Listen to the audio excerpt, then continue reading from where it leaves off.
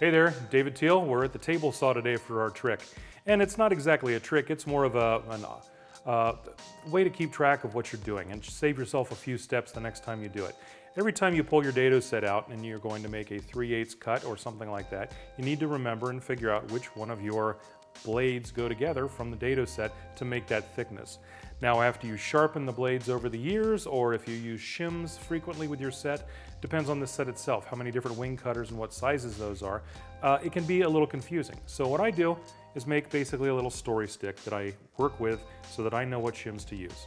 My chipper set is a 6-inch and I've got 2 outer blades that'll be 1/8 of an inch thick, and it comes with 4 1/8-inch chippers. 3 are here, 1 is in the center, and 2 16th-inch chippers.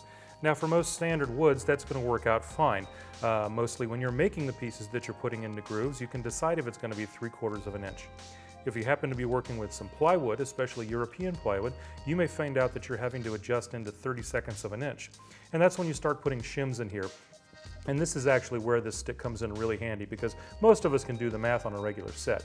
But when you have to match up a 17/32 piece of plywood into something, then you don't want to have to figure that out too many times. So what you do is find the setup that you need. I've got 3/8 set up in here right now, and that's going to be my next cut.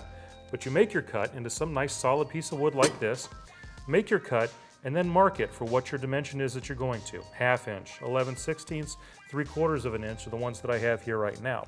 And then I've mentioned with the 2 outer blades and 2 1/8-inch chippers, or for 11/16, 2 outer, 3 1/8-inch, and 1 16th-inch chipper.